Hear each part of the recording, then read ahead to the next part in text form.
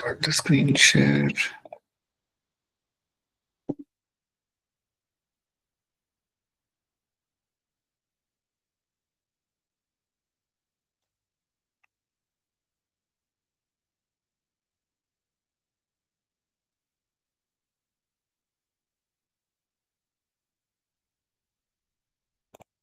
Question number 1.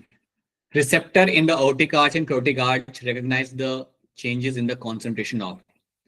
किसके अंदर यहाँ पे चेंजेस होते हुए ये दोनों आर्क आप यहाँ पे आते हैं? Raise your hand to answer this and take your time to answer this. बताइए चेतना, क्या होगा इसका answer? Third option. Dimple, Anshika, C. अगर आप लोग सब यहाँ पे ऑप्शन सी मुझे यहाँ पे आप अगर आप कह रहे हो, that is going to be correct answer. Yes, CO2 concentration है H++ के कॉन्सेंट्रेशन को ही आप यहाँ पे डिटेक्ट कर पाते हैं. आप यहाँ पे ओटिक एंड कैरोटिक आर्क यहाँ पे इसको ये लोग यहाँ पे डिटेक्ट कर पाएंगे and then you will find they will give you the response. अब मुझे बताइए कि आपको आपका आपकी बॉडी इन्हें डिटेक्ट कर लेती है. It is going to detect my CO2 and H++ यहाँ पे. तो you have some chemo receptors. So basically इन दो एरियाज के अंदर you will have some chemo receptors. So you have some chemo receptor जो आपके यहाँ पे होते हैं. ये बात भी हम यहाँ पे जानते हैं कि कीमो रिसेप्टर मेरे यहाँ पे क्या काम करेंगे. We know this thing. You have to tell me कि कीमो रिसेप्टर में अपना काम करने के बाद बेसिकली डिटेक्ट करने के बाद ये सिग्नल आपके ब्रेन के कौन से हिस्से में पहुंचाएंगे. So where do you find the signal is been sent towards the brain. Brain के कौन से हिस्से के अंदर आप सिग्नल पहुंचाते हो कि CO2 और H++ का लेवल बढ़ चुका है. ये बताओ मुझे. Medulla. Right, it is the medulla oblongata. बिल्कुल सही. It is the medulla oblongata. Next second, just want to make some changes. Right, it is my medulla oblongata. वहां पे आप ये पहुंचाते हो. The signal has been sent to the medulla oblongata. वहां पे आपका सिग्नल यहाँ पे आपका पहुंचाया जाएगा. Because that is the area where you find कि आपको रिस्पॉन्स देने के लिए आपको वहां तक सिग्नल आपको पहुंचाना पड़ेगा. And then the body will give the response. And after that the body will decide कि आप उसे वहां पे किस तरीके से आपका यहाँ पे रिस्पॉन्स देना है. सर आपकी स्क्रीन. हाँ मैं जानता हूँ, मैंने बंद किया. अभी आऊंगा मैं उसके ऊपर वापस. So that is the medulla oblongata के अंदर आपको ये होते हुए आपको यहाँ पे मिल जाएगा. ठीक है. तो यार इतना CO2 एंड H++ का कॉन्सेंट्रेशन आपका डिटेक्ट करता है आपके यहाँ पे आपके कीमो रिसेप्टर जो आपको ओटिक आर्च और कैरोटिक आर्च के अंदर कैरोटिड आर्टरी के अंदर आपको मिल जाते हैं. ध्यान से देखिएगा सवाल को and tell me the correct answer. क्या लग रहा है इसका आंसर यहाँ पे? खुद से पढ़िए.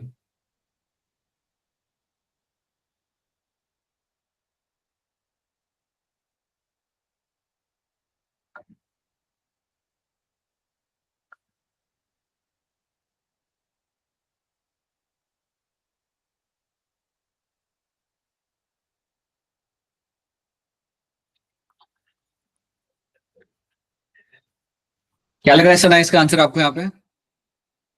Sir A option. आपको ये लग रहा है? मुस्कान कुमारी आपको क्या लग रहा है? ए. आपको भी ए ही लग रहा है या बी लग रहा है आपको? A option. ऑलराइट, ठीक है. देन Anshika Sharma. Sir second. Okay, now let me tell you something. Due to increasing airborne allergens and pollutants. Allergen जब आपके सामने यहाँ पे टर्म आ रहा है ना, तो आप थोड़ा समझो इस बात को. Allergens and pollutants की वजह से many people are in the urban area are suffering from the respiratory disorder causing the wheezing. यहाँ पे लोग बेसिकली बात कर रहे हैं अपने यहाँ पे अस्थमा की. And अस्थमा में याद रखना, it is always going to be your inflammation of bronchi and bronchioles. ठीक है. So you will find over there option A बनेगा यहाँ पे as a correct answer in this. आपके एलर्जेंस और पोल्यूटेंट्स की वजह से आपके यहाँ पे ब्रोंकियल्स और ब्रोंकाई के अंदर आपके यहाँ पे इन्फ्लेमेशन होता है and that is going to be your option A यहाँ पे. सो ऑप्शन ए बनता है यहाँ पे एज अ करेक्ट आंसर इसके अंदर. और कोई ऑप्शन आपका नहीं बनेगा यहाँ पे. कोई फैबुलस टिश्यू फॉर्मेशन आपके यहाँ पे नहीं आएगा. वो आपका तब आता है जब आप एक स्पेसिफिकली ऑक्यूपेशनली रिलेटेड डिसऑर्डर की बात करो, तब वो आपके यहाँ पे टर्म इस्तेमाल किया जाएगा. बाकी जनरल डिसऑर्डर अगर आपका हो रहा है पोल्यूटेंट्स की वजह से, that will have a impact on the ब्रोंका and bronchial. Inflammation होते हुए आपको दिख जाता है. तो ऑप्शन ए बनेगा वहां पे एज अ करेक्ट आंसर. चलो next. Name the pulmonary disease in which alveolar surface area involved in gas exchange is drastically reduced to the damage to the इनमें से कौन सा आपका रेस्पिरेटरी डिजीज है जहाँ पे आपका एलुलर वॉल आपका ड्रास्टिकली यहाँ पे आपका अफेक्ट हो चुका होता है और वो एलुलर लाइक डैमेज हो जाती है आपकी वॉल यहाँ पे। ये भी आप कर सकते हो। प्रिंस बताइए क्या होगा इसका answer. Sir fourth option. Fourth option आप बता रहे हो यहाँ पे। अभिषेक आपको क्या लग रहा है? Sir pneumonia. People you should not come to the class if you are not reading the NCERT ना, मत आ करो क्लास के अंदर। I will strongly suggest you. Abhishek goes for you, Prince goes for you as well. No point, no point in running the class, making understand everything, कोई point नहीं है। This is not done. क्या होगा इसका answer Muskan Kumari? Sir second option. Deepti? Sir option से Chetna? Second option. It is going to be your emphysema यहाँ पे। You will find emphysema is going to be correct answer in this. आपको यहाँ पे साफ दिख रहा है, आपके यहाँ पे there is a damage to the alveolar wall, there is going to be a damage in the alveolar wall. आपको यहाँ पे आपका मिलेगा आपका यहाँ पे, एंड आपका सरफेस एरिया आपका यहाँ पे जो इन्वॉल्व था ना गैस एक्सचेंज के लिए, वो आपके यहाँ पे ड्रास्टिकली आपके यहाँ पे रिड्यूस हो चुका है। If that is the case over here then it is going to be emphysema. Emphysema के अंदर आपको यहाँ पे क्या मिलता है देखेंगे कि आपके एलुलर वॉल आपके यहाँ पे डैमेज हो जाती है एंड सरफेस एरिया आपका यहाँ पे डिक्रीज हो जाएगा, and this is all happening because of the smoking. ये सब आपका हो रहा है, इसका मेजर कॉज आपका यहाँ पे रहेगा आपका हमेशा यहाँ पे स्मोकिंग। सो जब आपका यहाँ पे कीवर्ड लिखा हुआ है that alveolar wall is getting damage over here, आपका कोई और आंसर यहाँ पे हो ही नहीं सकता। The only answer you can have over here is emphysema. Asthma तो हम अस्थमा के अंदर हमने से कोई बात की नहीं है, so it is going to be option B over here, that's going to be correct answer in this. So you have to be very clear with those kind of questions. Name the chronic respiratory disorder caused mainly by cigarette smoking. बताओ इनमें से कौन सा मेरा disorder यहाँ पे रहेगा जो सिगरेट स्मोकिंग से आपके यहाँ पे होता है। मुस्कान बताइए। Fourth option. I hope everyone will agree on this. It is always going to be your option D यहाँ पे, एम्फिसिमा के जैसे आपका यहाँ पे will find आपका स्मोकिंग के जैसे आपके यहाँ पे एम्फिसिमा आपके यहाँ पे हो सकता है। So that's the only option you have to know, right?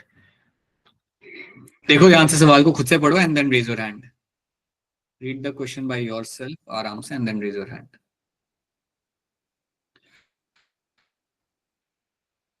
बताइए Chetna. Fourth option. Shekha? Sir fourth option.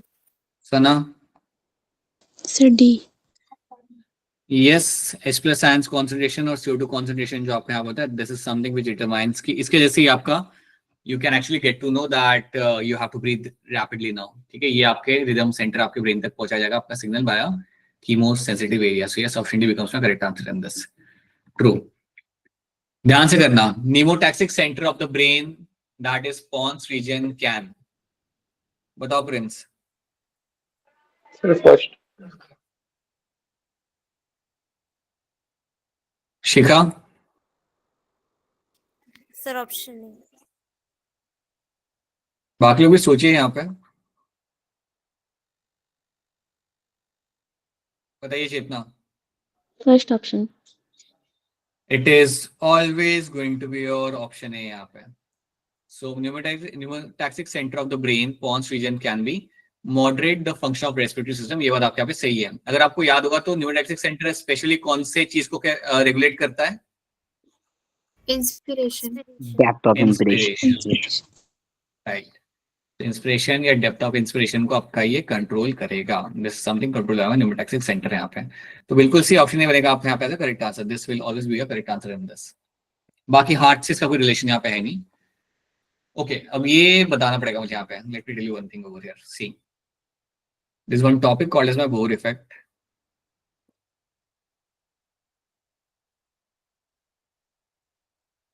Effect में आपके यहाँ पे क्या होता है ना, so we have seen the story of your RBC. RBC की कहानी हमने यहाँ पे देखी थी, समझी थी। अब आरबीसी के अंदर जो आपका CO2 का ट्रांसपोर्ट होता है तब होता क्या है generally? So you know that आपका टिश्यू में से यहाँ पे CO2 अंदर आएगा।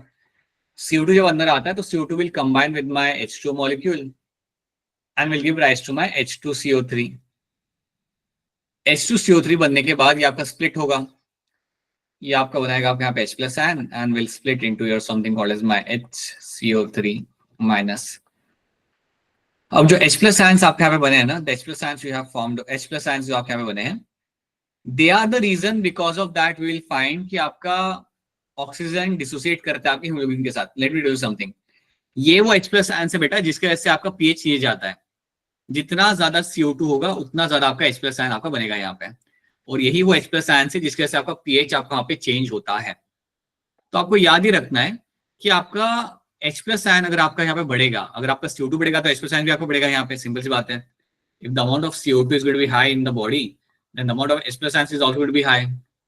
तो इससे होता क्या है, इसके वजह से आपके हीमोग्लोबिन और ऑक्सीजन की जो एफिनिटी होती है वो आपके यहाँ पे डिक्रीज हो जाती है। हीमोग्लोबिन और ऑक्सीजन की जो यहाँ पे आपकी एफिनिटी होती है वो यहाँ पे डिक्रीज हो जाएगी। This is going to decrease over there, या लो हो जाएगी, विच मेक सेंस। अगर आपके बॉडी के अंदर CO2 ज्यादा, H प्लस आयन ज्यादा है, आपने डिटेक्ट कर लिया, तो आप इनके बीच में एफिनिटी जो होती है उसे आप कम ही रखोगे, ताकि आप ऑक्सीजन को जल्द से जल्द आप रिलीज कर चुको अपने एनवायरमेंट के अंदर या अपने सराउंडिंग के अंदर। So will always try to have low affinity between the oxygen and hemoglobin. ये आपका तब होगा when you have a high amount of CO2 and H plus ions in the RBC. ठीक है, तो आपको याद रखना है जब आपका H प्लस आयंस का कॉन्सेंट्रेशन यहाँ पे बढ़ता है, इट एक्चुअली प्रमोट्स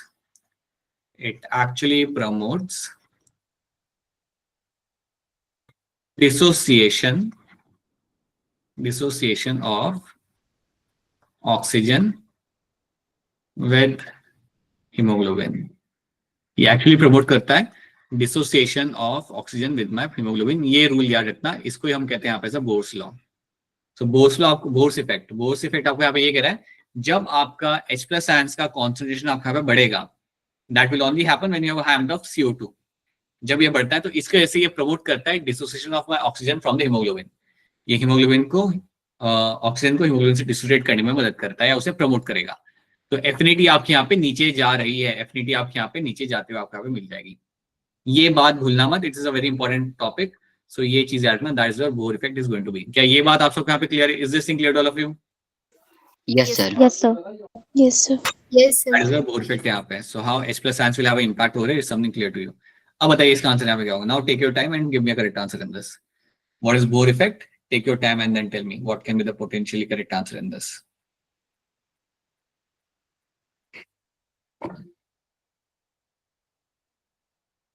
बताइए शिखा। Sir, third option.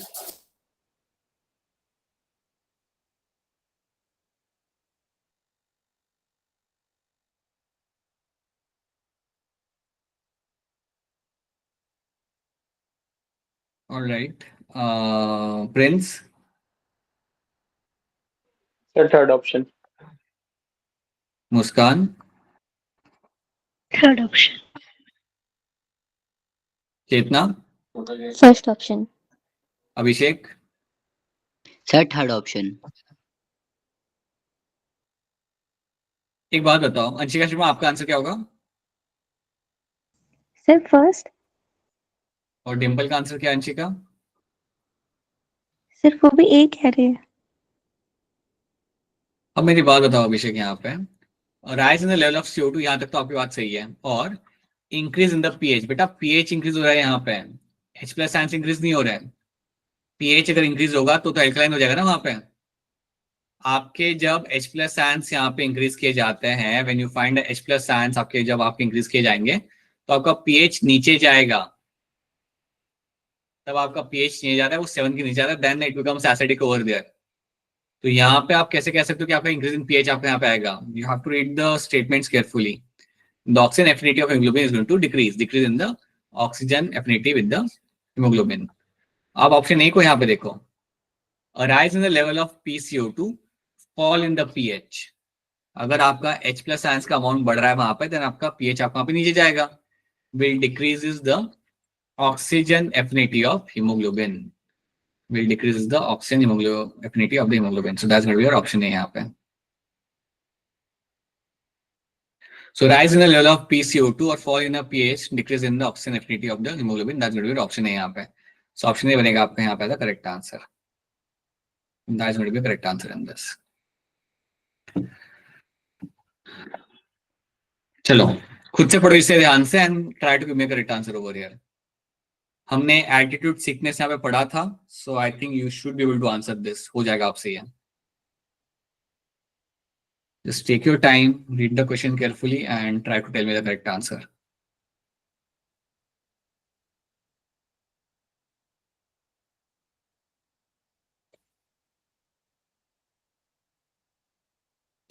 बोलो प्रिंस, क्या लग रहा है? Sir first option. Anshika Sharma,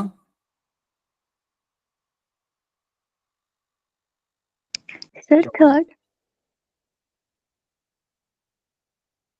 Sana, Sir, A option. Muskan Kumari, Dimple, Sir, third option. देखो मेरी बात यहाँ पे, people who have migrated from the plains to the area of adjoining the Rohtang pass, so basically आपके समझो पंजाब के कुछ लोग थे, वो चले गए आपके रोहतांग पास में, so they have gone to the higher altitude. About 6 months back, आप ये भी तो देखो कितना टाइम पहले गए थे वो लोग वहां पे। अगर कोई 6 महीने पहले गया हुआ है तो उसको एल्टीट्यूड सिकनेस नहीं आया, मतलब वो सेटल हो चुका है वहां पे। अगर कोई 6 महीने पहले वहां पे माइग्रेट कर चुका है, वहां पे जा चुका है रहने के लिए, तो एल्टीट्यूड सिकनेस वहां पे कंसर्न नहीं रहेगा। क्यों वहां पे वो कंसर्न नहीं रहेगा? Because they have adapted themself, वो लोग अब वहां पे अडेप्ट कर चुके हैं। ये बात आपको ने पहले बताई थी कि जब भी हम बात करते हैं अबाउट माय एल्टीट्यूड सिकनेस के बारे में, whenever we talk about my altitude sickness, you should know this thing very carefully, very clearly, that in this you will find your body adapts after a certain duration of time, after, बल्कि 2-3 दिन में adapt कर जाती है body आपकी, after certain time duration. यहाँ पर इन लोगों ने 6 महीने वहां पे जाके रह चुके हैं, ये लोग तो 6 महीने से जाके वहां पे रह रहे हैं। अगर कोई 6 महीने से अगर वहां पे जाके रह रहा है तो उसकी बॉडी तो काफी इजीली वहां पे अडेप्ट कर जाएगी। तो अगर किसी की बॉडी वहां पे इजीली वहां पे अडेप्ट कर रही है, someone's body is getting adapted over there very easily, then you should know this thing very carefully इसके अंदर, कि अगर ऐसा कुछ वहां पे अगर आपका हो रहा है, देन इसका मतलब वहां पे क्या होता है कि उनकी बॉडी के अंदर क्या हो चुका है, इनकी बॉडी के अंदर आरबीसी का काउंट बढ़ चुका होगा। आरबीसी का जो काउंट उनके बॉडी के अंदर होगा वो आपका यहाँ पे काफी ज्यादा हाई हो चुका होगा। क्यों हाई हो चुका होगा? Because now they are living in a higher altitude. अगर कोई 6 महीने से जाके वहां पे रह रहा होता है ना, तो उसके बॉडी के अंदर आरबीसी का काउंट काफी बढ़ चुका होता है, और उसके वजह से वो वहां पे अडेप्ट कर पाता है। Because of that he is able to adapt in that thin air वाले एनवायरमेंट के अंदर। तो ये चीज आपको यहाँ पे याद रखनी है। This one thing you have to know in this, इसको हम बोलते हैं अडेप्टेशन, और ये चीज आपको यहाँ पे मिल जाएगी। सो अगर मैं बोलूंगा ना यहाँ पे सही ऑप्शन क्या निकलेगा, देन ऑप्शन ए बन जाएगा आपके यहाँ पे as a correct answer. They will have more RBC, इनके अंदर आरबीसी का काउंट यहाँ पे ज्यादा होगा, and their hemoglobin has a lower binding affinity with my O2 molecule. RBC का काउंट ज्यादा होना मेक सेंस करता है। हीमोग्लोबिन का बाइंडिंग एफिनिटी कम होना ऑक्सीजन के साथ, ये भी सेंस करता है। मेरा हीमोग्लोबिन का जो एफिनिटी है ना ऑक्सीजन के साथ मेरा कम होगा, जिससे पता है फायदा क्या होता है, आप जल्दी आप हीमोग्लोबिन को ऑक्सीजन को आप रिलीज कर सकते हो। So this statement is a most appropriate statement of the fourth statement, कि आपका आरबीसी का काउंट ज्यादा रहेगा और आपका हीमोग्लोबिन रिलीज करेगा अपने ऑक्सीजन को बहुत जल्दी। तो yes, option B A becomes my correct answer in this. ये बनेगा यहाँ पे हर एक तरीके से मेरा करेक्ट आंसर। क्या सबको यहाँ पे एक्सप्लेनेशन समझ आ रहा है what is been happening here? Yes, sir. वो जानना जरूरी है, so that should be clear to all of you कि क्यों आपका ऑप्शन यहाँ पे बनेगा एज अ करेक्ट आंसर। ठीक है, ऑलराइट, चलो नेक्स्ट क्वेश्चन। आराम से देखिए इस सवाल को and give me a correct answer in this. Read the question carefully and try to give me a correct answer. Time ले लो अपना, यहाँ पे अच्छे से टाइम ले लो, जल्दबाजी में मत करना।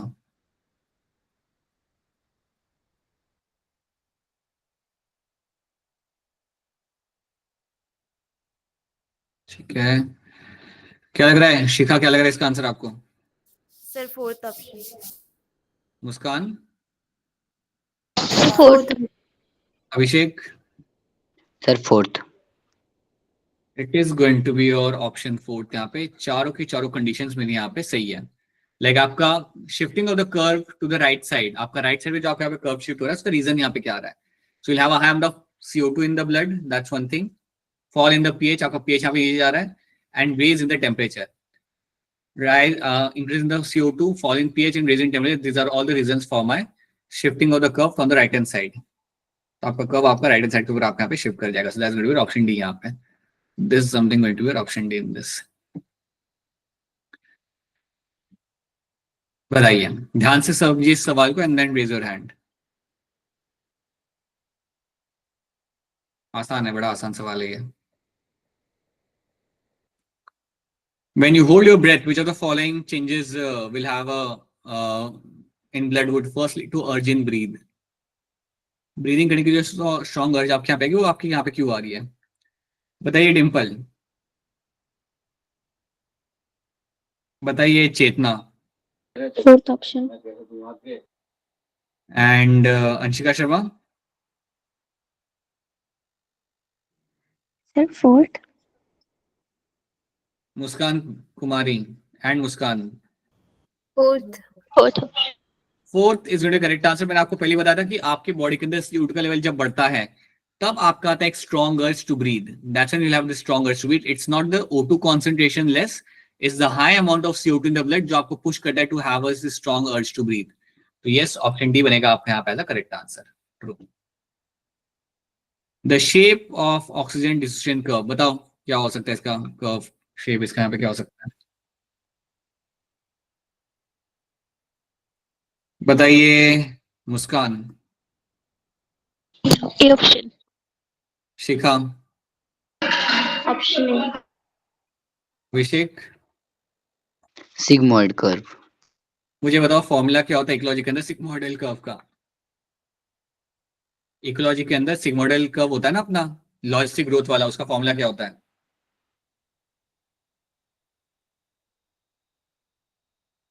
सिलेबस के बाहर का सवाल आ गया, ये तो 12 का ही है. बताइए Muskan Kumar, what is the formula for sigmoidal curve in ecology?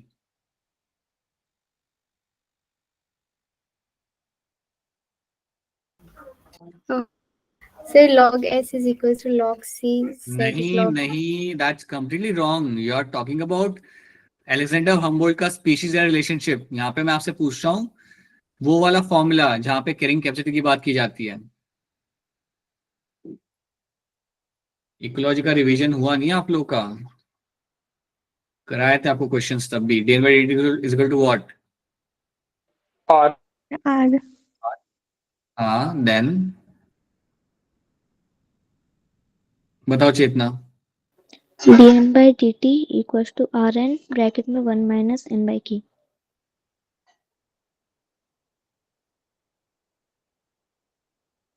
या k minus n by k, anything works. मुझे ये जे शेप कर्व का फॉर्मूला क्या होगा यहाँ पे? चेतना ये बता दो, जे शेप कर्व का फॉर्मूला यहाँ पे क्या होगा? dn by dt is equal to Rn. what does R stands for? What does R actually stands for? Intrinsic rate. Intrinsic. Intrinsic rate. पर ये आपको 12th का ये याद नहीं है. That's not something which is very good to hear that. ठीक है, so that's what your option A यहाँ पे आ जाएगा सही आंसर. बट याद रखना this is something we should know. By the way इसी चैप्टर का टेस्ट है संडे को आपका इसी चैप्टर का आपका टेस्ट आने वाला है. So please make sure you read all those things. बताइए क्या होगा यहाँ पे इसका आंसर? 56 का आंसर यहाँ पे क्या होगा? Approximately 70% of carbon dioxide absorbed by the blood will be transported to the lungs. किस फॉर्म के अंदर?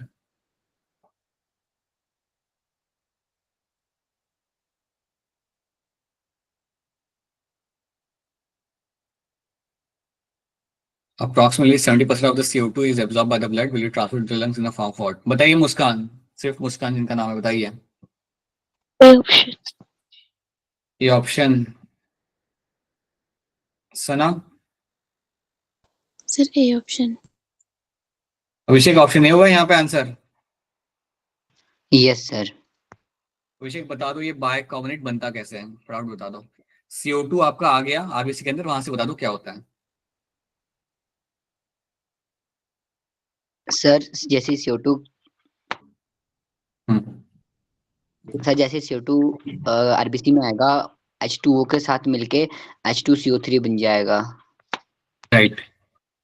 फिर H2CO3 H पॉजिटिव और HCO3 नेगेटिव में टूटेगा और H पॉजिटिव H Cl बाहर से अंदर आएगा, उसको बोलेंगे हैमबर्गर फिनोमिनॉन। और HCO3 नेगेटिव बाहर जाएगा और सोडियम के साथ मिल जाएगा। Right, that is how you find the bicarbonate is getting form. तो यस, ऑप्शन ए बनेगा यहाँ पे करेक्ट आंसर। ठीक है, अब मुझे बताओ एज अ कार्बोमिनो हीमोग्लोबिन कितना परसेंट CO2 इस फॉर्म में आपका यहाँ पे ट्रेवल करता है, बता दो। 23%. 23% आप कह रहे हो यहाँ पे। ओके, कितना परसेंट वो ट्रेवल करता है dissolve in the gas dissolve in the blood plasma? 7%. 7%. 7%. Question number 60 यहाँ पे, oxyhaemoglobin dissociation at the tissue occurs under. Oxyhaemoglobin dissociation आपका जो यहाँ पे हो रहा था वो टिश्यू के अंदर किस कंडीशन में आपका यहाँ पे हो रहा होता है?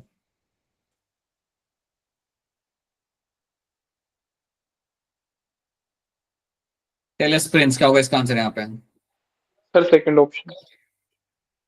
क्या लग रहा है चेतना, शिखा? Second option. Sir, second option. क्या सब लोग यहाँ पे ऑप्शन सेकंड के साथ यहाँ पे एग्री करेंगे? Yes sir. सर।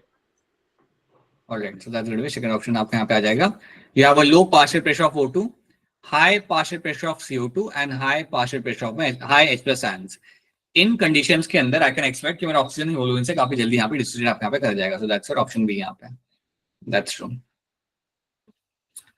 ओके, इसका आंसर यहाँ पे क्या होगा?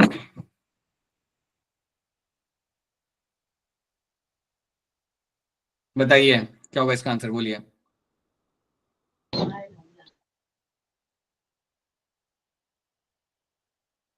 हाँ हाँ बोलिए, क्या होगा इसका answer? Squamous Squamous epithelium is going to be correct answer in this.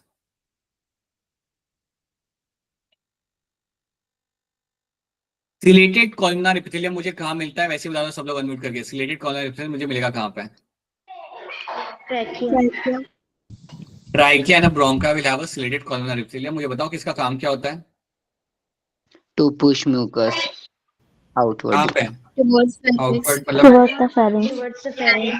Right, always going towards the pharynx. Right, ठीक है, दैट्स ट्रू। क्वेश्चन नंबर 44 यहाँ पे, क्या होगा इसका आंसर यहाँ पे? रीड द क्वेश्चन केयरफुली, काफी आसान है, बताओ इसका आंसर यहाँ पे क्या आ जाएगा।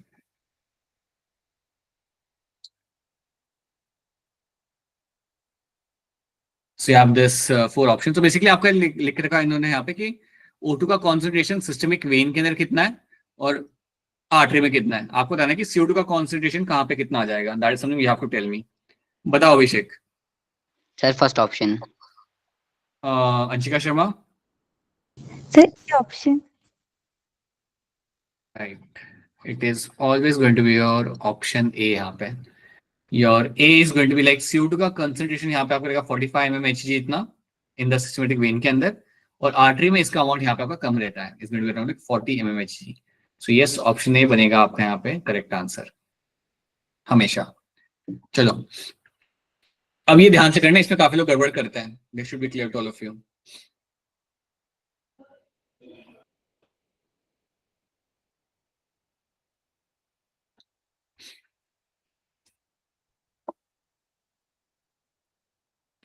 Almost same partial pressure of O2 in human is found in, almost same amount का partial pressure of O2 आपको ह्यूमंस में आपको कहाँ देखने के लिए आपको यहाँ पे मिल जाएगा?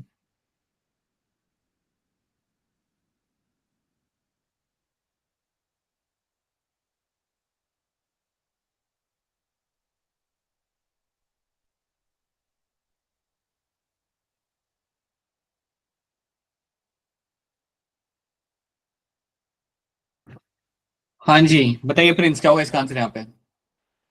Sir third option. Option okay, Muskan Kumari. Fourth option. Sana Option C. And Anshika Sharma. Sir, fourth. क्या लग रहा है चेतना इसका आंसर? Fourth option. क्या सब लोग यहाँ पे ऑप्शन 4 के साथ एग्री करेंगे? बाकी वाले बच्चे हैं? यस सर, फोर्थ ऑप्शन होगा। मैं बताता हूँ ऑप्शन 4 यहाँ पे क्यों आएगा। अगर आप याद करोगे ना, एल्वेलाई में क्या होता है, आपका पार्शियल प्रेशर ऑफ O2 आपका यहाँ पे रहेगा अराउंड 104, और ऑक्सीजनेटेड ब्लड में अगर आपको याद हो तो it is going to be around 95. तो यू कैन से पास में है, बट अगर आप यहाँ पे देखोगे पार्शियल प्रेशर ऑफ O2 जो टिश्यू में आपका होता है वो आपका रहेगा 40 mmHg एंड सेम अमाउंट आपको मिलता है यहाँ पे डी ऑक्सीजनेटेड ब्लड के अंदर, that's what is going to be 40 mmHg यहाँ पे. So that is why you will find option D बनेगा यहाँ पे एज अ करेक्ट आंसर. ठीक है, चलो next. The solubility of CO2 in the blood is going to be what. आपकी solubility जो आपकी ब्लड की CO2 की होती है ब्लड के अंदर वो कितनी आपको देखने के लिए यहाँ पे मिल जाती है. What is going to be the solubility in the blood of CO2. Tell us Shikha, क्या होगा इसका आंसर यहाँ पे?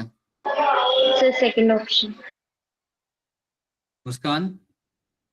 Second option.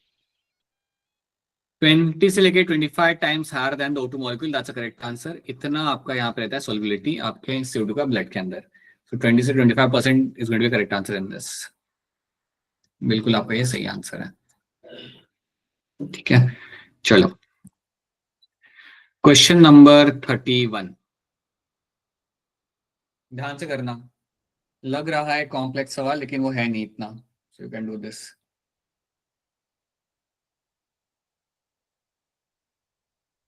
सवाल है बड़ा सिंपल लेकिन उन्होंने घुमा के पूछा हुआ है आपसे और कुछ नहीं.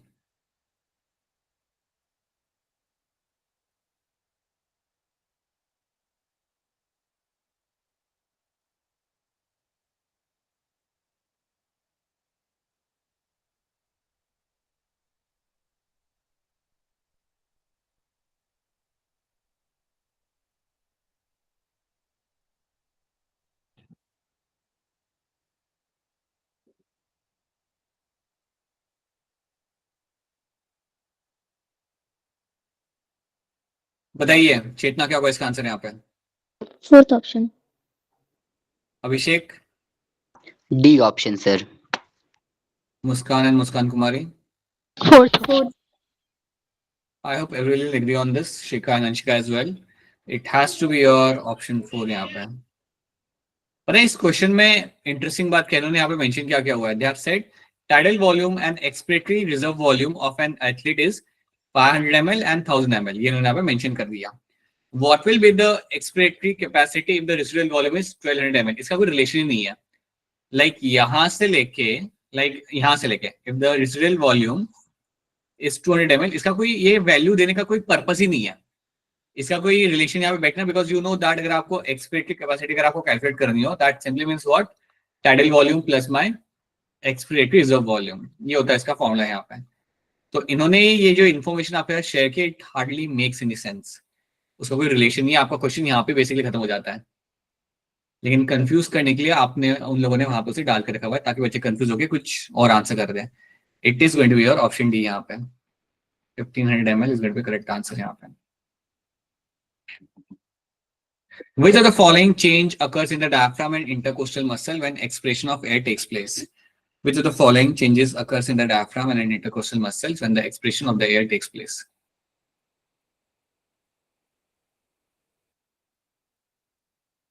Take your time and then give me a correct answer. जल्दबाजी में कुछ भी आंसर मत कर देना. टाइम लो अपना and then tell me what can be the potentially correct answer in this. क्योंकि स्टेटमेंट बेस्ड सवाल है, कुछ गलत नहीं होना चाहिए इसके अंदर.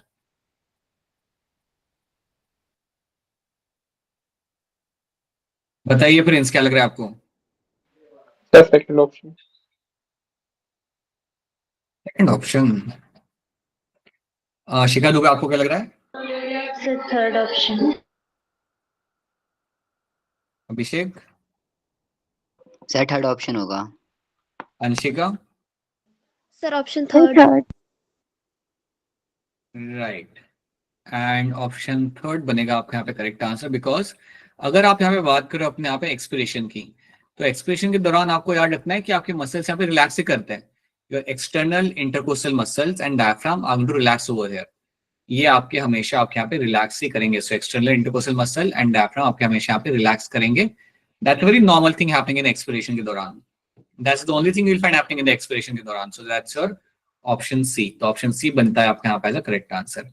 This is what you will find happening over there. और it should be happening over there to make sure कि आपका डायफ्राम आपका यहाँ पे रिलैक्स हो जाए, ठीक है, like to carry out the expiration.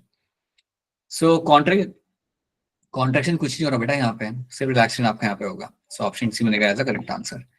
Inspiration is initiated by, inspiration is initiated by, कौन इनिशिएट करता है आप यहाँ पे इंस्पिरेशन को, बताइए Shikha Dubey. Sir, second option. Muskan Kumari. Second option. Yes, contraction of a diaphragm आपका इनिशिएट करता है आपका यहाँ पे इंस्पिरेशन. आपका डायफ्राम जो आपका यहाँ पे आर्क शेप का आपका यहाँ पे होगा, कॉन्ट्रैक्शन के बाद ये बिल्कुल आपका यहाँ पे फ्लैट हो जाएगा. This will become completely flat over here, ठीक है. तो इसको हम कहते हैं यहाँ पे as a, this is something called as your inspiration. So that's going to be option B is the correct answer in this. So contraction of a diaphragm is something you find happening over here. तो ये आपको याद रखना है हमेशा. Then conducting part of respiratory system comprises of, conducting part of respiration system is going to be comprises of what? Conducting part of respiratory system comprises of क्या, किसका ये चीज इसके अंदर वो कंप्राइज करता है. चलिए बताइए अभिषेक क्या होगा इसका आंसर. सर फर्स्ट ऑप्शन होगा. Anshika. Sir, option A.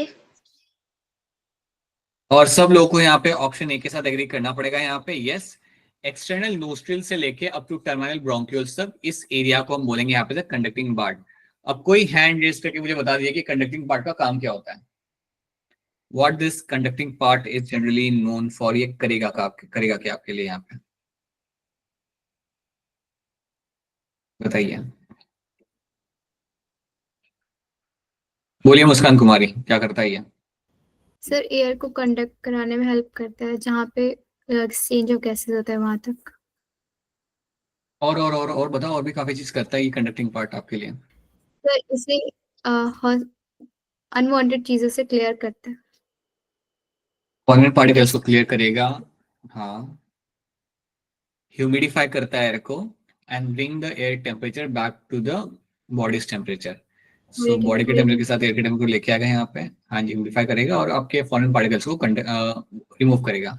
That is what it will be doing over here. So that's your option A यहाँ पे. So external nostril terminal bronchiole is something done by my conducting part के करेगा आपका यहाँ पे. A normal man at rest inspires and expires about 500 milliliters of the air. This amount is known as. एक normal man इतना inspire expire यहाँ पे करता है. इस वैल्यू को हम यहाँ पे क्या बोल देंगे? Just wait a minute. हाँ जी बताइए. शिखा दुबे, क्या होगा इसका answer. Sir, second option. Muskan, only Muskan. Second option. Right. So tidal volume is something जिसका वैल्यू आपका हमेशा आपका यहाँ पे रहेगा 500 ml जितना. नॉर्मल ब्रीदिंग के दौरान this is the value which you have to know. This is the value which is going to be inhale करते हो रिलीज करते हो. That is my tidal volume. So ये आपको याद रखना है. True. Controlling center of normal breathing in mammals lies in. Controlling center आपके नॉर्मल ब्रीदिंग का मैमल्स के अंदर कहाँ पे आपको देखने के लिए आपको मिल जाता है.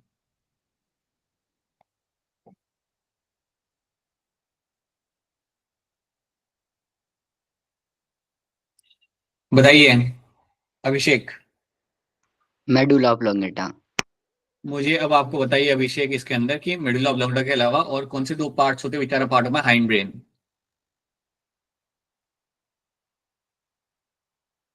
सर पॉन्स वेरुलाe और सेरिबेलम. राइट. अब मेरा सवाल आप सबसे यहाँ पे ये है, सेरेब्रम जो आपका होता है इसके अंदर आपको 4 से 5 लोब मिल जाते हैं. कोई अपना हैंड रेज करिए और बताइए वो लोब्स मेरे यहाँ पे कौन से होते हैं. What are the lobes I'll be finding? So cerebrum itself will have certain lobes यहाँ पे. They are known to have certain lobes within them. Someone has to tell me what are those lobes over there and then their role. बताइए चेतना, कौन से होते हैं मेरे यहाँ पे lobes? Frontal, parietal, temporal, occipital. Parietal, temporal, and occipital.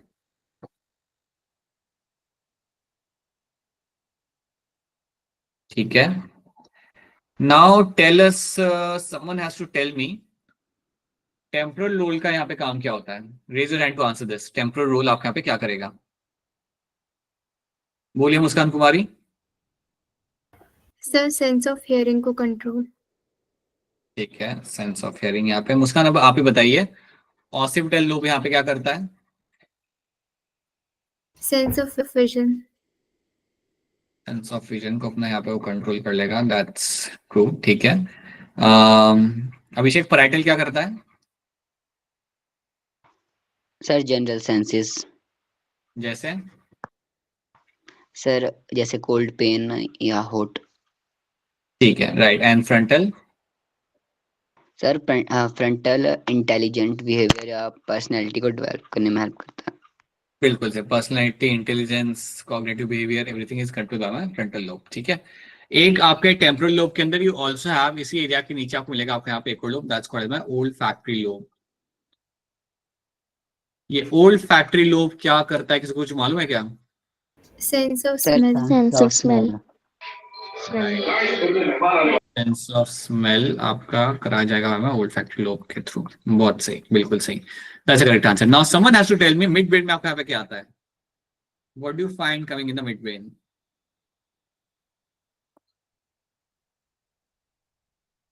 बताइए Abhishek. Sir mid brain में आता है कॉर्पस कॉर्डिसेमिना। कॉर्पोरा कॉर्डिजेमिना। कॉर्पोरा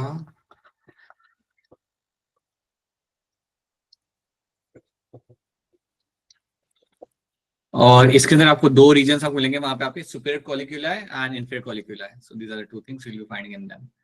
ट्रू, तो ये सब आपको याद रखना है। These are the things you have to know in this. Take your time, read the question carefully and then give me correct answer. देख लो ध्यान से। Now you should be able to answer this. बताइए Prince, क्या होगा इसका answer? Sir, second option. Right. I hope everyone will agree on this. Yes, that's a correct answer. Yes, sir. Alveolar walls are found damaged in the emphysema वाली condition के अंदर आपका alveolar wall आपका damage हो जाता है। Right, that's going to be a correct answer in this. Option भी बनेगा यहाँ पे आपका बिल्कुल सही आंसर। True.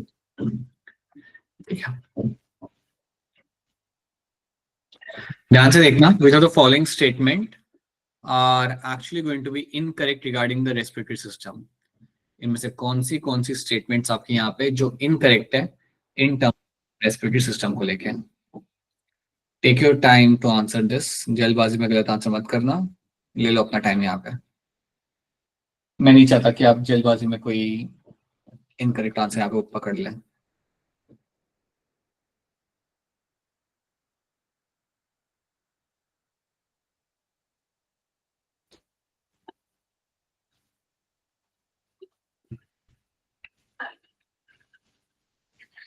बताइए Anshika. Sir, option A. Muskan? Second. Second, right. Shikha Dubey? Sir, first option. And Anshika Sharma? Sir, first. Prince and Abhishek? Sir Sir, first. First ही होगा। फर्स्ट आपका, अगर आप कह रहे हो कि स्टेटमेंट गलत है आपके यहाँ पे, तो आपकी बात यहाँ पे बिल्कुल सही है, that's a wrong statement. Each terminal bronchiole give rise to a network of bronchi, ये बात आपकी गलत है।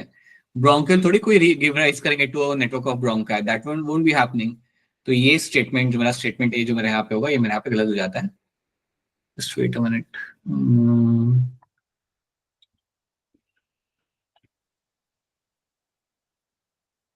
So you'll find this statement is going to be incorrect over here. Each terminal bronchial give rise to network of bronchi is going to be incorrect statement यहाँ पे। बिल्कुल सही answer आप सबका।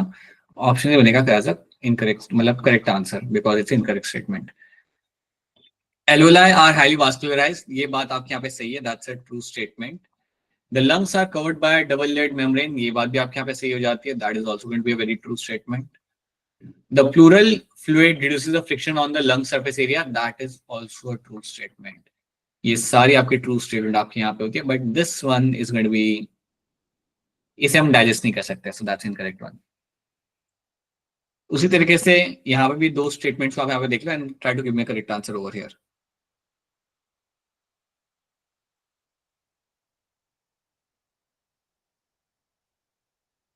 Read the following statement carefully and then try to give me a correct answer in this.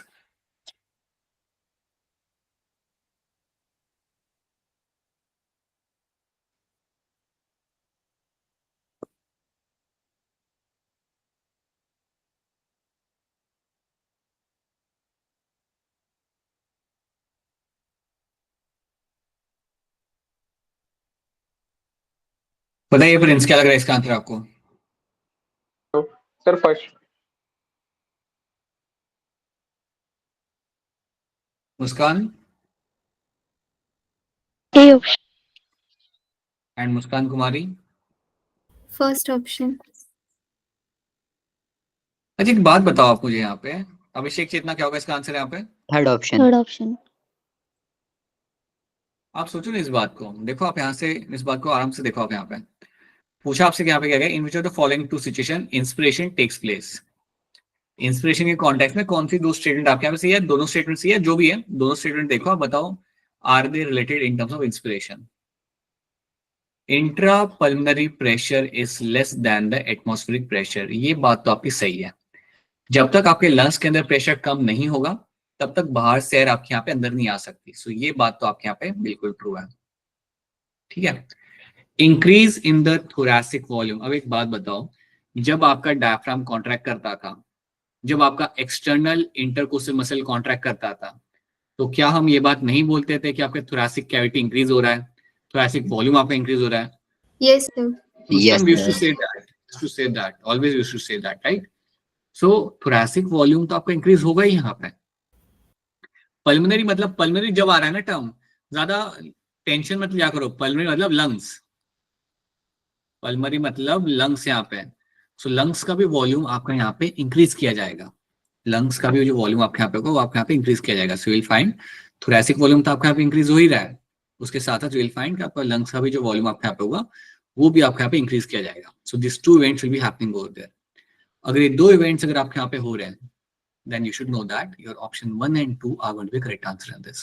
So there's going to be increase in the thoracic volume and there will be increase in the pulmonary volume भी आपके यहाँ पे increase की जा रही है। So you'll find your option 1 and option 2, both of them are going to be a correct statement. दोनों statement यहाँ पे correct है in terms of our respiration, ठीक है। देखो जब आपका लंग का वॉल्यूम बढ़ता है, thoracic वॉल्यूम बढ़ता है ना, तब आपका एयर प्रेशर कम होता है, तब जाके आपका इंट्रा पल्मोनरी प्रेशर आपके यहाँ पे कम हो जाएगा। So that is why your 1 and 2 both of them are the correct answer. ये कॉन्सेप्ट एक बार पढ़ लो, एक बार फिर इंस्पिरेशन को है ना आप एक बार पढ़ लो खुद से, and you should be able to remember this thing. ये आप ऐसे मिस आउट नहीं कर सकते हैं। Then have a look at this question, take your time and try to give me a correct answer.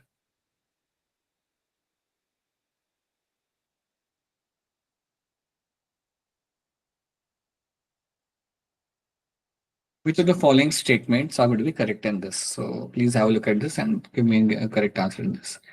Anshika Sharma बताइए क्या होगा इसका आंसर? Sir, D option. आपको डी लग रहा है Chetna? Fourth option. Muskan Kumari? Fourth option. I hope सब लोग यहाँ पे एग्री करेंगे। It has to be Yes, sir. Option D यहाँ पे। It has to be your option D which is going to be all of the above यहाँ पे। So conducting part of respiratory system transports atmospheric air to the alveoli, that's true. Conducting part of the respiratory system clears the air from the foreign particle, humidifies and bring it to the body temperature, ये बात भी आपके यहाँ पे सही है। Exchange part of the respiratory system in the actual site at which O2 and CO2 exchange takes place. हाँ, exchange part वो आपका दूसरा है वहाँ पे जहाँ पे आपका O2 and CO2 का exchange किया जाएगा। So yes, सब सही है आपके यहाँ पे, all true. So option D बनेगा आपके यहाँ पे correct answer. Take your time and then give me a correct answer in this. Which of the following option is not true? इनमें से कौन सा ऑप्शन आपका यहाँ पे जो आपका सही नहीं है? आराम से देख लो सवाल को, time and then tell me. जल्दबाजी में गलत आंसर मत कर देना। 4 मार्क मिलते हैं हर एक सही आंसर के।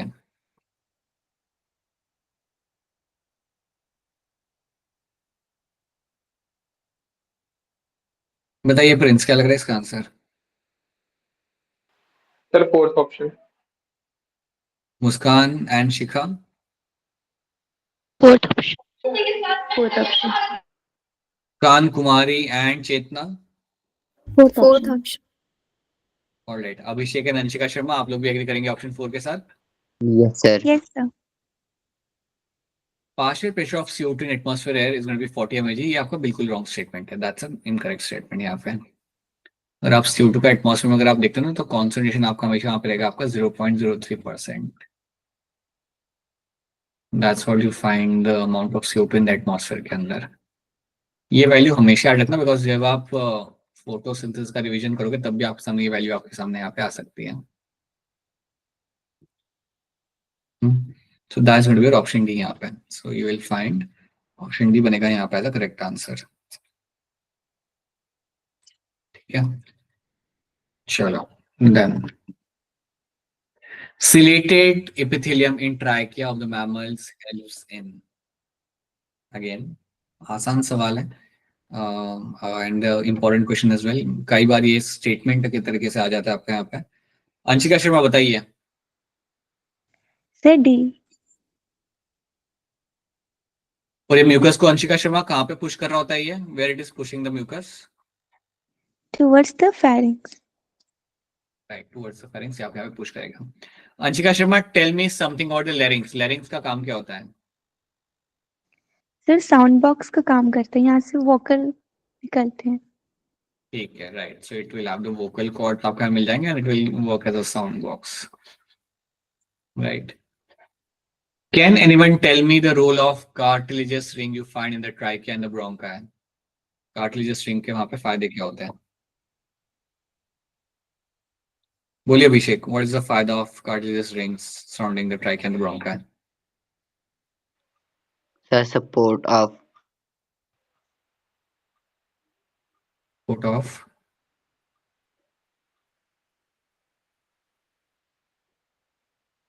अभिषेक बोलो, इतनी ठंड है। अभिषेक बीच में रुक गया। sir, बर्फ पड़ रही है। ट्राइकिया एंड ब्रोंकाई को सपोर्ट करेगा। उसके अलावा क्या करेगा? Anyone else? शिखा दुबे क्या करता है वो? सर, कोलैप्स होने से प्रिवेंट करता है। राइट, तो ब्रीदिंग के दौरान आपका ट्राइकिया या ब्रोंकाई को कोलैप्स होने से बचाता है आपके यहाँ पे आपका your cartilaginous ring which you find surrounding those particular area. That's true. तो ये चीज आपको यहाँ पे याद रखना है, that's what it is been known for. तो इनके रूल्स यहाँ पे याद रखना हमेशा, because again they will ask you question based on rules as well. So अच्छा, अब मैं आपको यहाँ पे एक चीज बताना चाहता हूँ। दिस समथिंग को यहाँ पे एक टर्म लिखा हुआ है कार्बोक्सी हीमोग्लोबिन। अब कार्बोक्सी हीमोग्लोबिन आपका बनता कब है? जब आपका कार्बन मोनोऑक्साइड आके बाइंड करता है आपके यहाँ पे हीमोग्लोबिन के साथ। CO stand for carbon monoxide.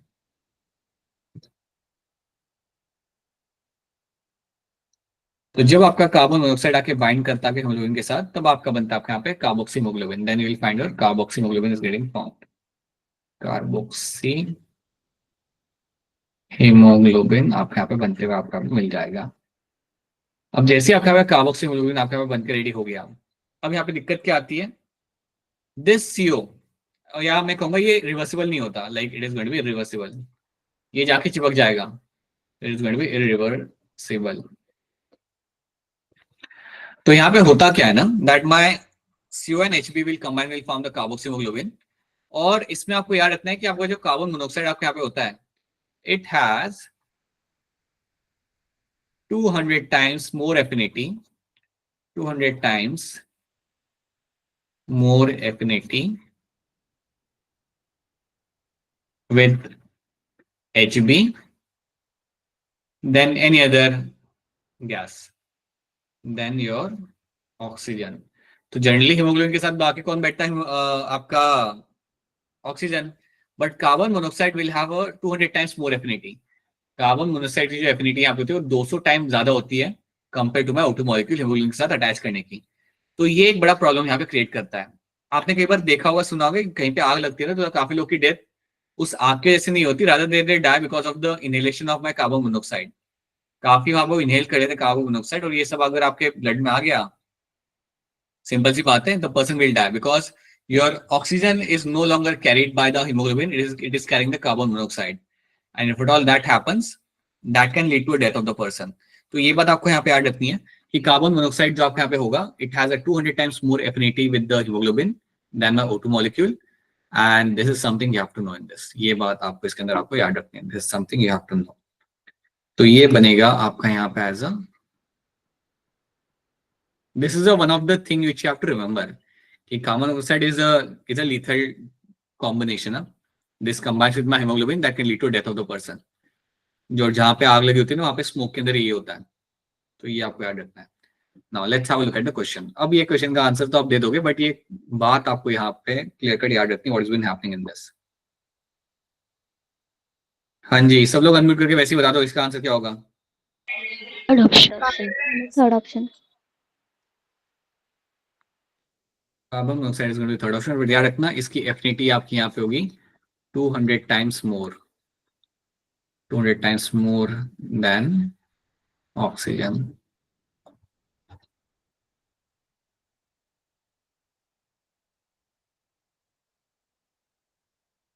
The process of migration of chloride from plasma to RBC and carbonate ion from RBC to plasma is by, ये यहाँ पे हम एक टर्म का इस्तेमाल करते हैं, ये टर्म आपने पढ़ा है, सीखा है, समझा है। सो बताइए वो टर्म यहाँ पे कौन सा आ जाएगा, कौन से टर्म का जिक्र यहाँ पे किया जाएगा। बताइए अंशिका, क्या होगा इसका आंसर यहाँ पे। Sir option B. Anshika Sharma आप बताइए। Sir A. चेतना आप बताइए। First option. ये क्लोराइड शिफ्ट का एक और आंसर, एक और नाम क्या होता है चेतना, एक और टर्म हम क्या यूज करते हैं इसके लिए। आयनिक ग्रेडियंट, हैम्बर्गर फिनोमेना। हाँ, हैम्बर्गर फिनोमेना।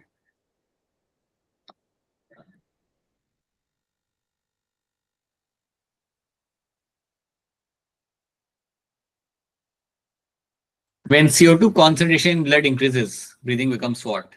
अगर CO2 का लेवल अगर आपके ब्लड के अंदर यहाँ पे इंक्रीज किया जाएगा, देन आपकी ब्रीदिंग यहाँ पे कैसी हो जाएगी।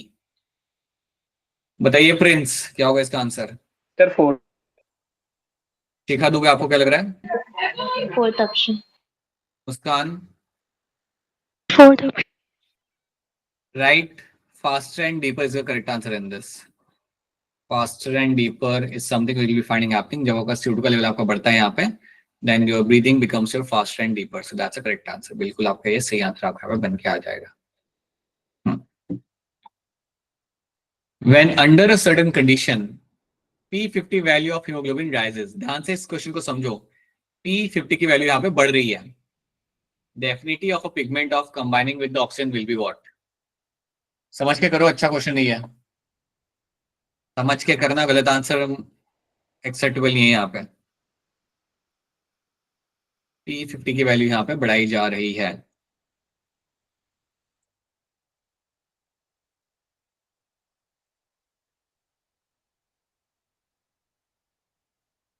ऑलराइट, बताइए Abhishek. Sir fall. Chetna. Third option. Shikha and Muskan. Third option. बाकी लोगों को समझ नहीं आया क्या सवाल, सवाल को आप यहाँ पे समझो। यहाँ पे आसान सवाल था, अच्छा सवाल था, बल्कि मैं कहूंगा आसान नहीं, लेकिन काफी अच्छा सवाल था। P50 की वैल्यू अगर आपको याद हो तो मैंने आपको ये बात बताई थी कि आपका लेट्स से अगर हम यहाँ पे ग्राफ बनाते हैं,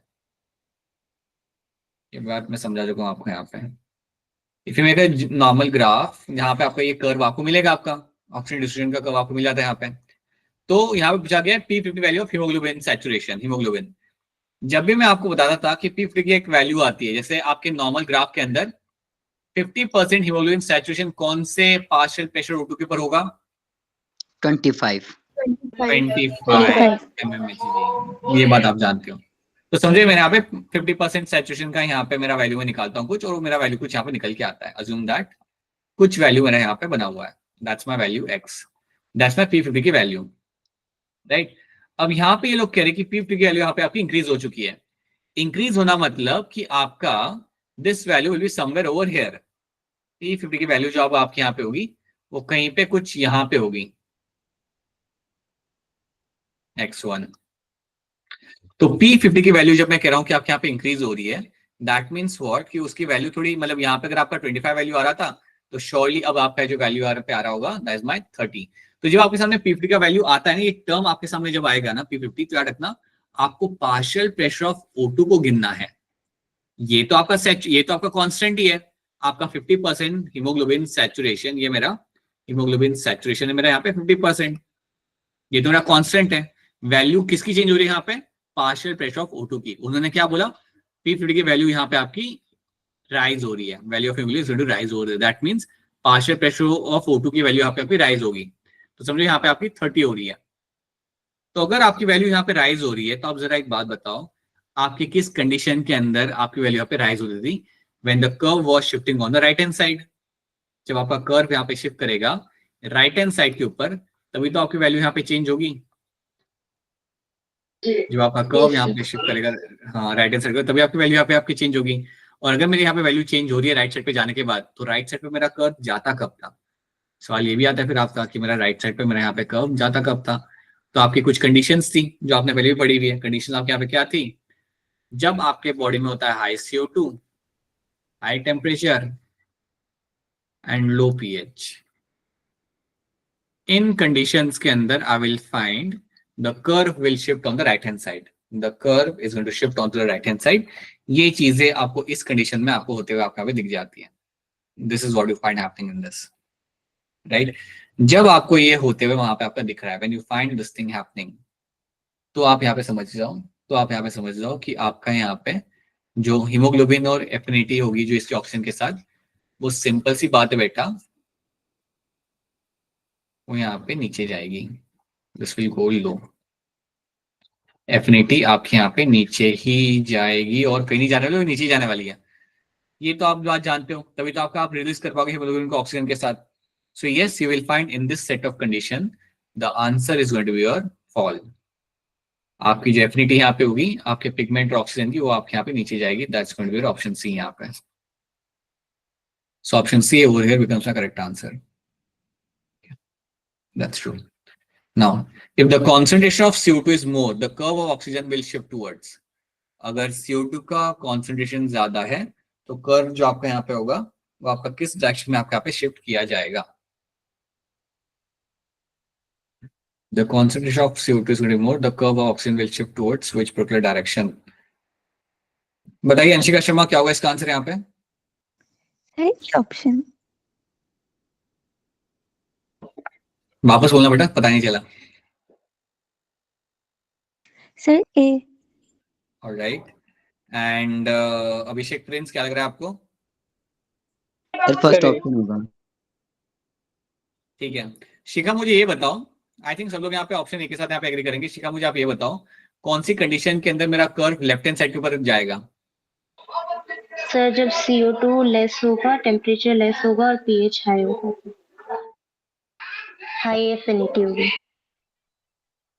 बिल्कुल सही, बहुत बढ़िया। एंड हाई एफिनिटी भी आपके यहाँ पे हाई हो जाएगी। इस कंडीशन में आपका वो जाता है on the left hand side. बिल्कुल सही। चलो अच्छी बात है कि आप लोग सिर्फ ह्यूमंस का, ये एक एडल्ट ह्यूमन का आप ये कर्व यहाँ पे देख रहे होते हो। कभी अगर आप फीटल हीमोग्लोबिन का अगर आप कर्व देखोगे ना, बहुत अलग बन के आता है, बहुत अलग बन के आता है। The curve is going to be completely different. The foetal haemoglobin का कर्व आपका बहुत डिफरेंट होता है। तो अच्छी बात है कि वो हम नहीं सीखते हैं, या अच्छी बात है उसके ऊपर बेस सवाल नहीं आता है, वो सिर्फ ओलंपियाड में आता है। But yeah that is also one of the curve you get to see. Now this is going to be your option A बनेगा यहाँ पे करेक्ट आंसर। ये भी आसान सवाल, ये भी आपसे हो ही जाएगा, बड़ा ही सिंपल सवाल है। बताइए अंशिका, क्या होगा इसका आंसर यहाँ पे? अच्छा, किसने? अंशिका नहीं हैंड रेज किया ना। बताइए अंशिका, बोलिए। Sir option C. The urge to inhale in humans. Anshika. Muskan Kumari, बताइए। First option. And Chetna. First option. Is your option first? यहाँ पे आंखें बंद करके बोलो ऑप्शन ए। यहाँ पे the urge to inhale in human is results from the rising of partial pressure of CO2। जब CO2 का लेवल आपके ब्लड में बढ़ेगा, then you will have this strong urge to inhale. That's something we'll find in this. Right? So these are the questions we have solved. ये कुछ हमने यहाँ पे क्वेश्चन सॉल्व किया, and ये कुछ चीजें आपको यहाँ पे ऐड करनी है. So this is where your chapter in the real sense get completed. But I still am I am still finding कि आप लोग अभी भी कहीं जगह पे आप अटक रहे हो, इंस्पिरेशन एक्सप्रेशन में आप क्वेश्चन गलत कर रहे हो। डिसऑर्डर तो ऐसा है कि वो रिवाइज नहीं किया ना, एनसीईआरटी नहीं पढ़ा, देन वो नहीं होने वाला। डिसऑर्डर जो आपको भी जो क्वेश्चन करा के दिया हुआ, अगर आपने रिवाइज नहीं किया, if you don't solve question based on that, revise नहीं किया, then nothing will happen, you will find yourself in a very bad state. So revise तो करना पड़ेगा, ठीक है। ये हमने यहाँ पे कर लिया, सो आपका ये चैप्टर यहाँ पे खत्म हो गया। तो एक तरीके से हम कह सकते हैं, in a way we can say that human physio हमारा हो चुका है। ह्यूमन फिजियो 12th स्टार्ट होने के बाद हम यहाँ पे खत्म कर चुके हैं। 4 चैप्टर तो हमने शाम को ऐसे ही बैठ के कर लिए, और बाकी जो 2 चैप्टर थे वो हमने किए थे, इफ यू अगर आपको याद होगा तो we have done that in the 5 से 6 वाली क्लास के अंदर। So we are actually have gone to the human physio, और उसका रिवीजन करना आपके लिए बहुत मुश्किल नहीं होना चाहिए। That is the thing, so that is one thing we have done. अब मुझे एक बात बताओ, क्या आपको याद है हमने प्लांट फिजियो में से क्या क्या नहीं किया है?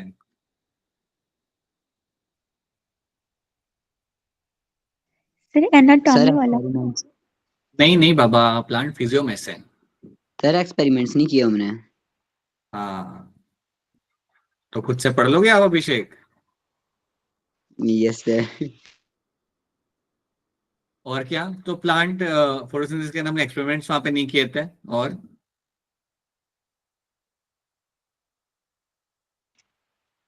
सर कुछ पाथवेज पूरे नहीं देखे थे। सारे पाथवे करे थे हमने फोटोसिंथेसिस के अंदर। कुछ पाथवे कह रहा है ये देखो, we have done sir all the per pathway, we have done. वो आप एब्सेंट हो गए उस दिन। C3 C4 pathway, photo respiration, light reaction, cyclic non cyclic, बेटा सब हो गया था हमारा पाथवे। नो सर मतलब हाँ बोलो बोलो। लॉ ऑफ लिमिटिंग फैक्टर, क्या बेटा आप लोगों को तो कुछ याद नहीं आ रहा? लॉ ऑफ लिमिटिंग फैक्टर भी हमने वहां पे देखा नहीं था। देन अगर आपको याद हो तो आरक्यू वाली चीज हमने वहां पे नहीं देखी थी, या देखी भी तो सुपरफिशियली देखी होगी। Then we have also missed out the amphibolic pathway. बताइए अभिषेक, बोलिए। सर कैंप पाथवे और फोटोरेस C2 साइकिल। वो हमने किया है, वी हैव डन दिस। अगर आप ये कह रहे हो कि जो हमने 11th में किया था, we have done this. Muskan, Chetna, we have done camp pathway and C2 yes cycle. Sir. Yes sir. और जितना किया है ना उतना ही याद रखना आपको, जितना कराया गया उतना नीट के कॉन्टेक्स्ट में याद रखना, ठीक है। Amphibolic pathway, RQ, law of limiting factor, experiments, this something we have done. Then this something we have to do. इसके अलावा अगर आपको याद होगा तो प्लांट हार्मोन वाले चैप्टर के अंदर जो प्लांट ग्रोथ वाला जो आपका पार्ट है ना, वहां पे प्लांट ग्रोथ वाला पार्ट जहां पे आपका आता है relative growth rate, absolute growth rate, वो एक बार हमें देख लेंगे। ये जितने भी आपके टॉपिक्स में बता रहा हूँ ना, they are like low weightage topics. जितने भी टॉपिक्स में आपके सामने यहाँ पे लिख रहा हूँ, this topics are your low weightage topics, तो इनको इसलिए हमने सेकेंडरी रखा हुआ है यहाँ पे। अगर आपको C3 साइकिल C4 साइकिल अगर अच्छे से आता है, that's a very first thing you have to do. तो उनका रिवीजन आपका पहले स्ट्रांग होना चाहिए। ये सारे टॉपिक्स आपके बाद में आएंगे। These are topics which are like a low hanging fruit की तरह ही होते हैं, इनको हम बाद में पकड़ सकते हो, ये करने में टाइम लगेगा भी नहीं ज्यादा, राइट। सो एनुअल फिजिक्स आपका यहाँ पे हो चुका है। मैं चाहूंगा कि प्लांट फिजिक्स की भी आप रिवीजन करिए। अभी फिलहाल के लिए तो ये हफ्ते में हम थोड़ा 12 का कुछ चीजें रिवाइज कर लेंगे। जैसे कि आप मुझे बता सकते हो कि अगर आपको क्वेश्चन सॉल्विंग करनी है किसी 12th के चैप्टर की, तो आप कौन सा चैप्टर यहाँ पे प्रेफर करोगे अभी के लिए? अनम्यूट करके बोल दो, मैं चैट नहीं लिखोगे आप लोग। चैप्टर 5 5 6 नाम बताओ बेटा, नाम बताओ चैप्टर का। Molecular basis. Molecular basis. अब ये कितने क्वेश्चन सॉल्व करने उसके और कितने क्वेश्चन करोगे सर आप सॉल्व? इवोल्यूशन। वो तो बेटा आपने पढ़ा नहीं है ना अभिषेक। नहीं सर पढ़ा है मैंने सर।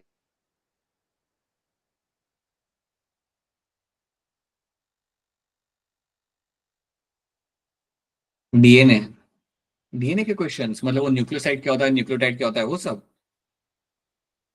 हिस्टोन क्या होता है, कंडेंस क्या होता है, हेट्रोक्रोमैटिन क्या होता है, ऑल दोस थिंग्स। इकोलॉजी तो बेटा और बताइए।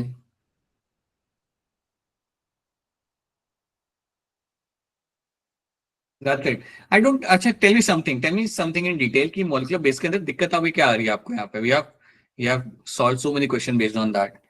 तो प्रॉब्लम वहाँ पे आ क्या रहा है? सर वो चैप्टर याद नहीं होता। से याद नहीं होता, इतने लिख के याद कर लो। मतलब उसमें चैप्टर में याद करने के लिए there only few things which needs to be remembered वहां पे। बाकी चीजें वैसे जो बायोमोलिक्यूल्स के साथ भी ओवरलैप कर ली होती है वैसी चीजें। So I think you just have to spend some time with the chapter. लिखो, खुद से लिख लिया करो DNA replication, transcription. It's a matter of like writing 2 times, that's it. तीसरी बार खुद से लिख लोगे बिना देखे हुए। अब ट्रांसक्रिप्शन ट्रांसलेशन का तो रिवीजन हम लोग कर चुके हैं, Prince and all of you, we have done this thing. Transcription, RNA processing, translation पिछले हफ्ते ही शायद किया था, पिछले हफ्ते। हाँ, क्वेश्चन सॉल्विंग हम इसकी करा सकते थोड़ी और, that will be helpful for you. और बताइए, क्वेश्चन सॉल्विंग में आपको कौन से पर्टिकुलर सेगमेंट से आपको क्वेश्चन सॉल्व करना है मॉलिक्यूलर बेसिस के अंदर? Sir human genome project. कितने सॉल्व करोगे इसमें से? याद नहीं हो रहा आपसे ह्यूमन जीनोम प्रोजेक्ट? अच्छा सर, खुद साथ टाइम स्पेंड करने का नहीं। कल के सारे चैप्टर के क्वेश्चन सॉल्व किए हैं हमने, right? You have solved a large chunk of questions, but still you are want to solve more number of questions. ठीक है, फिलहाल के लिए मिले, but you have to read from your side. तुम ये नहीं कह सकते आप कि सर ये हमने रीड नहीं करा और हमें पता भी नहीं चल रहा इसमें क्या हो रहा है। This should not be a thing, because human genome project is something which you just have to remember those values over there. और ऑलराइट, चलो let's have a look at them. So molecular basis में यहाँ पे लिख रहा हूँ and evolution. अरे पहले 12 का देख लेते हैं प्रिंस, पहले 12 का देख लेते हैं। 12 के कंसर्न्स को रिजॉल्व करते हैं पहले बच्चों के, फिर बाकी का देखते हैं। ह्यूमन फिजिक्स का तो एक ऐसे 3 सेगमेंट में डिवाइड करके I can make a hybrid assignment या हाइब्रिड क्वेश्चन ड्रिल हम बना सकते हैं। But this is something I want all of you to be. 12 के अंदर आप बता दो अगर कुछ रहता है तो। चेतना, कुछ है इसके अंदर 12 के अंदर और कुछ सॉल्व करने के लिए, पढ़ने के लिए, क्वेश्चन सॉल्व करने के लिए? सर इतना ही था मेरा। बाकी किसी का? मुस्कान कुमारी, आपका भी मॉलिक्यूलर बेसिस था? Yes sir. Anyone else with any other thing? Human and plant reproduction, sir ये दोनों 11 के चैप्टर है। अच्छा रिप्रोडक्शन, अच्छा मुझे लगा फिजियोलॉजी की आप बात कर रहे हो यहाँ पे। ओके ओके, उसके क्वेश्चन सॉल्व, हाँ उसके हम अलग से कर लेंगे क्वेश्चन सॉल्व। वो काफी टाइम से, अभी अगर आप देखोगे नोटिस करोगे तो हम काफी टाइम से जेनेटिक्स ही कर रहे हैं। जेनेटिक्स, बायोटेक्स, अगेन प्रिंसिपल या बायोटेक वाली चीज हम कर रहे हैं वहाँ पे। तो पहला वाला जो हमारा यूनिट है उसके ऊपर ज्यादा ध्यान गया नहीं है, लाइक ध्यान गया है लेकिन काफी टाइम से like we have unsolved class के अंदर क्वेश्चंस उसके, तो भी कर लेंगे।